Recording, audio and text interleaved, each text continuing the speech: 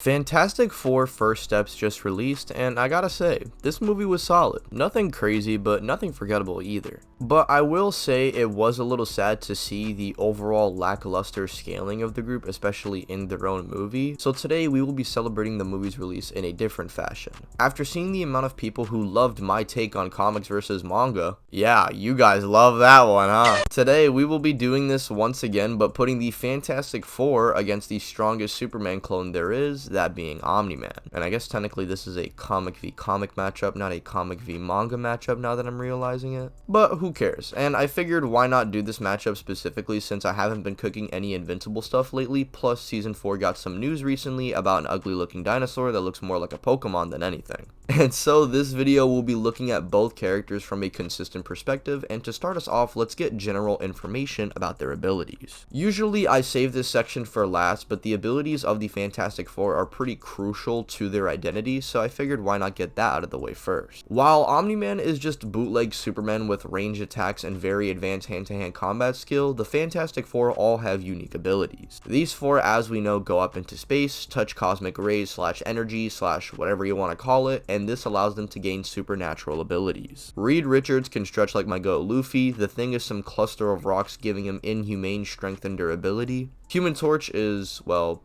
a human torch. Bro can manipulate flames, burn hotter than exploding supernovas, along with flying at super speeds. And of course we have Invisible Woman, who can turn invisible and make little force fields. Even just looking at their powers at face value and just based off the information I told you alone, the versatility on this team is definitely superior to the likes of Omni Man's. He's just kind of big, strong, punchy punch and can fly around, so he's very traversal, and he can do like bootleg thunderclaps. But aside from this, he just generally relies on his superior physical prowess to beat down his opponent. Anywho, the Fantastic Four have much more unique abilities than just the initial powers that I mentioned anyway. The Thing, similar to Omni Man, is a big, strong, punchy punch as well, but we see him as well being able to attain a dormant power depending when the situation calls for it. This is due to the Thing having ridiculous willpower, and unlike the Hulk who just kind of slaps around and gets angry, the Thing can do this while also applying his intelligence and skills to give him a far more advantageous position. And unlike Nolan, who caps at a certain strength when he reaches a certain age, the Thing doesn't really have a limit to how much powerful he can really get. Reed Richards, with his intelligence, can use his abilities in any possibility he sees fit.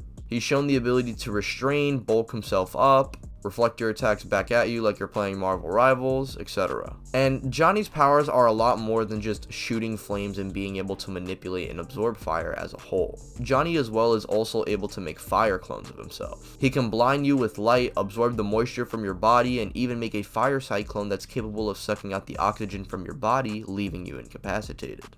And if all of this sounds crazy to you, I've only just begun to crack the surface, as Sue Storm is the most cracked of the group.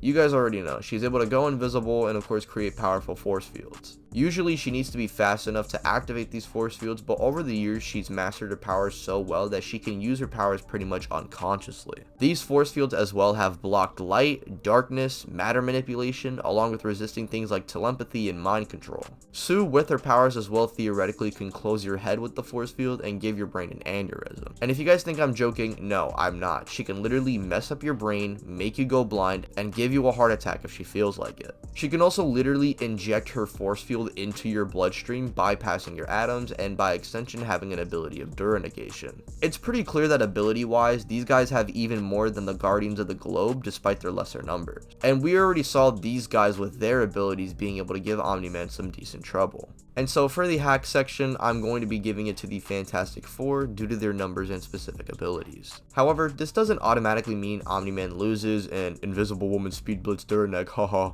As usually Omni Man in character tries to blitz and overpower his opponent because, I mean, that's just usually how viltrumites fight. So Omni Man wouldn't really do anything different in this scenario. Now let's compare their strength and durability to one another. Omni Man's greatest showing of strength comes from the comics, when Mark and Thaddeus, while hitting a specific point after Space Racer already shot the core of a planet, they just barely managed to blow up Viltrum. This planet is multiple times larger than Earth, however Omni Man did need assistance and had to move at a specific point, or else he would have instantly splattered. This feat roughly though does come out to around small planetary, which I think is fine to say for Omni Man, as even Tech Jacket in much weaker versions of his suit was able to throw a large spaceship into the sun, and based on how fast he threw it, the kinetic energy comes out to around small planet level anyway. Mind you, again, Tech Jacket was in a weaker suit and would get significantly stronger and still be below the likes of Anissa, who Omni Man is able to fight with pretty easily. So to say Omni Man is potentially in planetary normally isn't ridiculous to say, but generally small planetary to baseline planet buster is a good spot to put Omni Man. And we know Omni Man is probably on the lower end of planetary anyway, considering he was hurting himself fighting Thrag.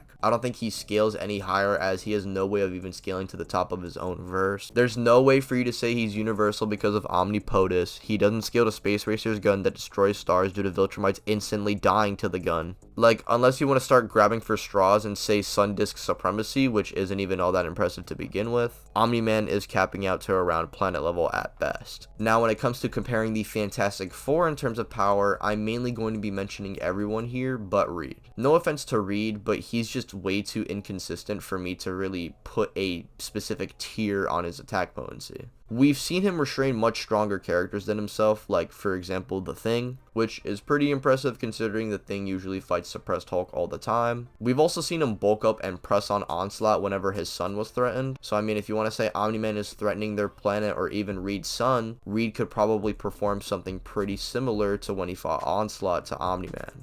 Though, ultimately, I think in a realistic scenario, Omni Man would be able to overpower Reed Richards. But Omni Man still has to worry about the powerhouse of the team, that being The Thing.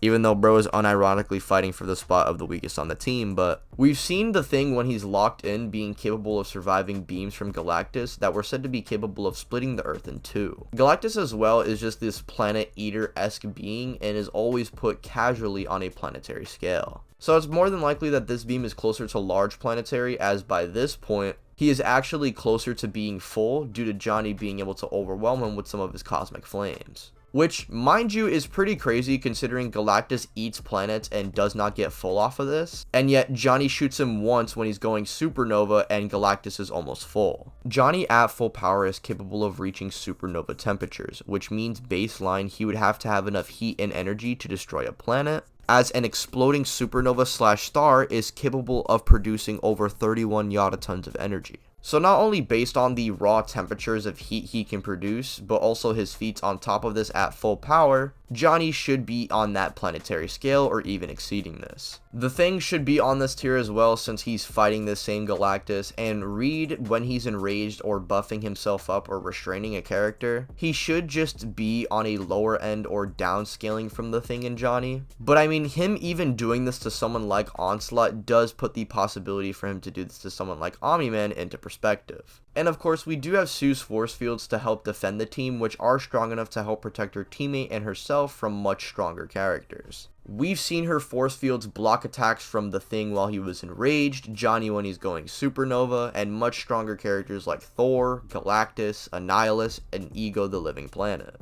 All these characters bare minimum are reaching tiers on the planetary scale here. But in my opinion, her greatest feat that I've seen in terms of just actual phenomena she's blocked is probably when she's shielding the group from a black hole that was threatening the very universe. Baseline, this should make her star level, which hey, if Omni Man is Sun Disk level, then she's in trouble. Seriously though, it's clear that when comparing their raw stats, the only one Omni Man could probably overpower is maybe Reed Richards. And even then, this is iffy considering he could just pull the same move one of the Guardians did, allowing Ben and Johnny to get their hits in. Which he should be able to do, all things considered, since he has done this to The Thing before. But if you think he can't do this for a long time, then he could potentially bulk up and try and overpower Omni Man like I said before. Pretty much if Reed plays like how he does in Rivals, he might be able to actually draw blood on Nolan himself, as he can damage and overwhelm characters on his tier or characters that even surpass Nolan. But let's say Reed doesn't go against Nolan with this approach and tries to restrain him, and it just so happens that Reed does get ripped apart by Nolan.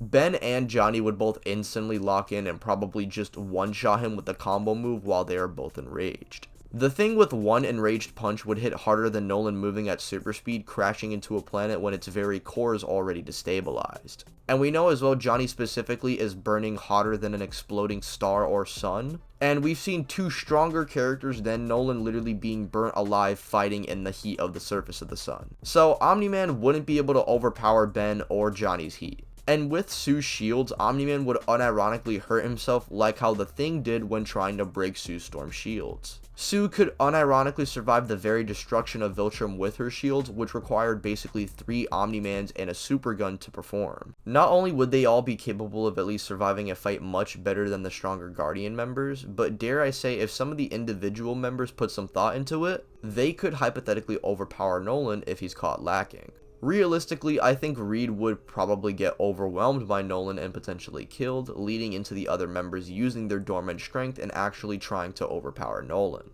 Which, in my opinion, when the Fantastic Four are at full power, they far surpass Omni Man's full power. But I do believe going into this fight, Omni Man would appear to be initially stronger because he holds back less than them. And of course, there's always the possibility of Omni Man just speed blitzing all of them and throwing them into space before they could even think. And now let's talk about the last section, which of course is speed. For Omni Man, I'm pretty sure you've heard of the same old argument before. Omni Man travels to a galaxy multiple light years away within a few weeks, thus giving him speed massively beyond the speed of light by millions to even billions of times over. In Invincible, your reaction and combat speed is aligned with your travel speed, meaning Nolan can also fight at these speeds. However, what if I were to tell you that this would make absolutely no difference in the matchup, and if anything, it would just be more to the Fantastic Four's favor? You see, the Thing, Johnny, and Sue all fight characters who move beyond the speed of light all of time, with Sue specifically reacting to characters like Thor and Silver Surfer and Galactus. Johnny has also tagged a Silver Surfer trying to literally speed blitz the group, and it just so happened to be that Johnny was fast enough to intercept him.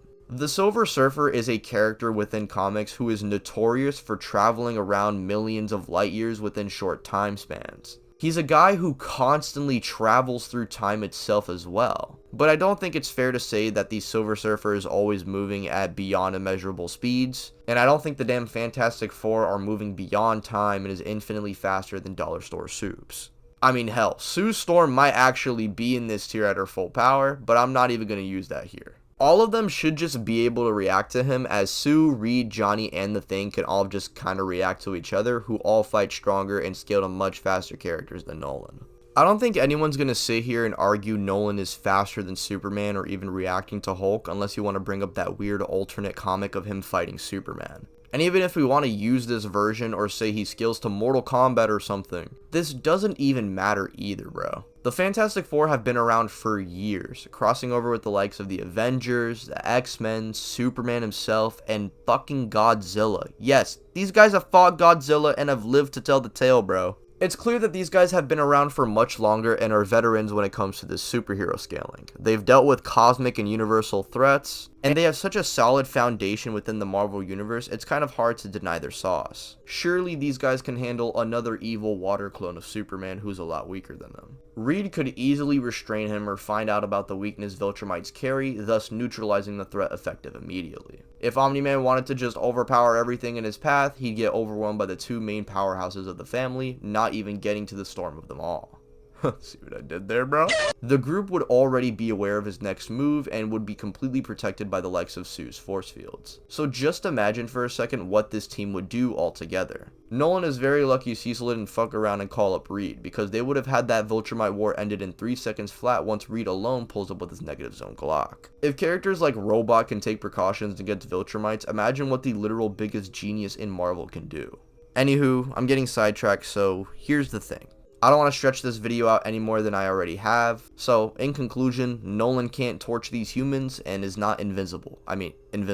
Personally, if I was Omni Man, I'd be pretty pissed. He didn't even get to fight the Avengers or the damn X-Men or even the Thunderbolts. No, bro, the goons in blue were enough to pack up Nolan back to his planet. My granny called. She said, "Hey, Ty, you learned too hard. I'm worried y'all won't hit the sub."